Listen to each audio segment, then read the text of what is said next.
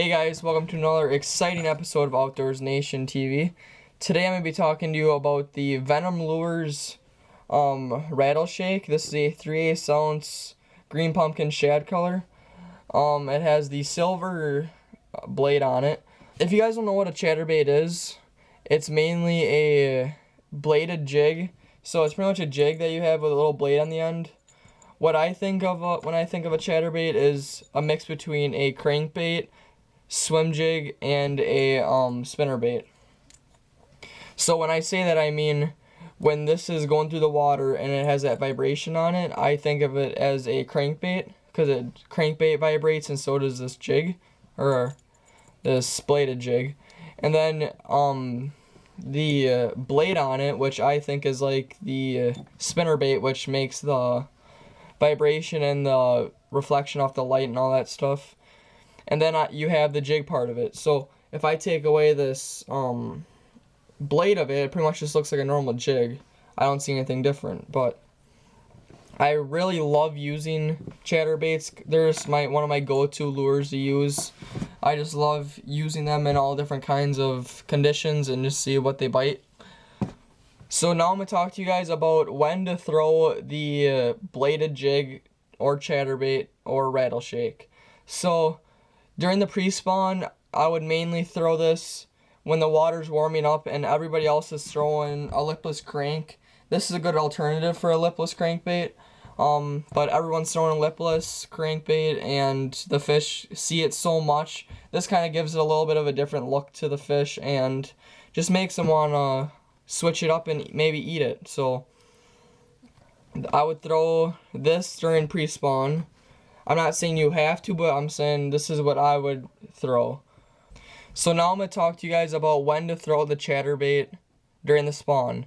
So I would throw the chatterbait during the spawn mainly when the fish are on beds. This is not a good bed fishing bait, but it's good for searching for the beds. And then once you find them, you use a different bait to get the fish.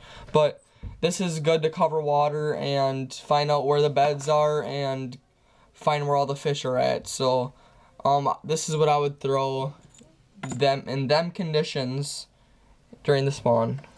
So now I'm going to talk to you guys about post spawn and when to throw a chatterbait. So I usually like throwing a chatterbait post spawn is when the big females and the males are all moving back out into their summer area. And I would mainly throw this in like a grass line, a mud line or something. Just to kind of, that's where they kind of sit all summer. They sit on that stretch. And if you find the right stretch, you can really do some damage with a chatterbait. So that's when I would throw it during the post spawn. So now I'm going to talk about when to throw the chatterbait during the summer. The chatterbait throwing during the summer is, again, I would throw mainly on weed lines.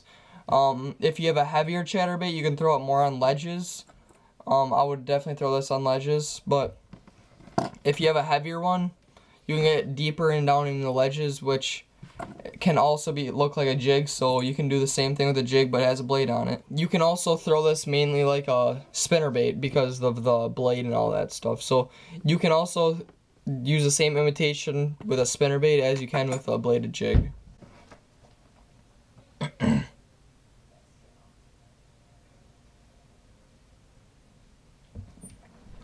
So now during the fall, I would throw a rattle shake when the fish are moving back to shallow. Grass is dying, but you need to have more of like a bait fish or natural color look to your bait. You can't just have any color like you had all summer. So I would have more of like a shad color to it, and that would really have a good imitation, really get those bass biting on more of the bait fish. So you can like just rip it through the grass that is dying, or you can just rip it through stuff. It doesn't matter what, but that's what I would use during the fall. So now I'm going to talk about where to fish a chatterbait. So I would fish a chatterbait mainly in like 1 to 6 feet of weeds. Even if the weeds are too thick to go through it, you always can go above it and that can be just as deadly.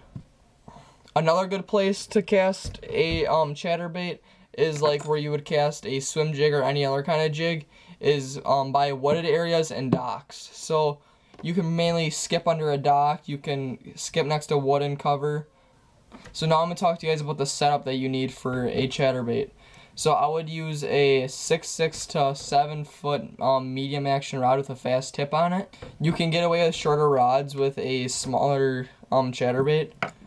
I mainly like using a 7-foot rod because it has more of a backbone, so when you're reeling in a fish from, like I said, I fish grass with it, so I would be having more of a backbone, so when I set the hook on a fish with the grass and the fish, I do not risk breaking my rod or anything, which I already did, and it's right up here. So, yeah.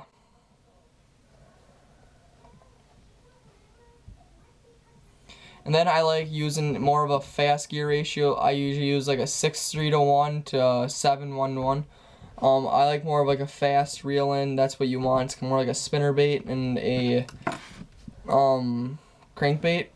So for line use, I just use 30-pound braid, or you can use 15 to 17-pound fluorocarbon. It doesn't really matter. It's just on preference, but I usually throw braid in more stained water and then fluorocarbon more clear water.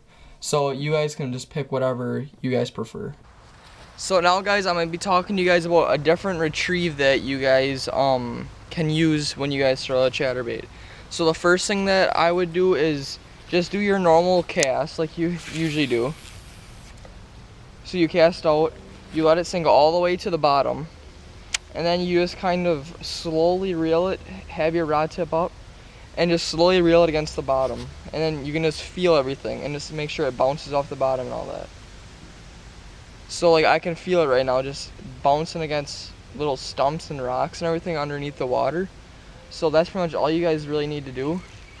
There's nothing really special to just dragging it on the bottom. You can just slowly fish it like a spinnerbait. The next thing that I do is cast it out again. Let it sink just a little bit, just so the next thing we're doing is burning it. So when you burn it, you cast out, and then you just have your rod tip up, but reel it in a lot quicker.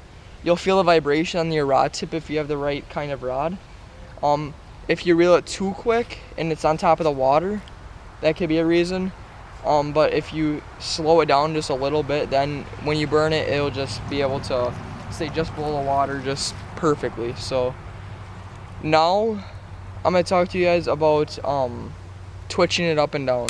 So you cast out like you usually do, hopefully, and you just do your little twitch. So you just do a normal nice little twitch,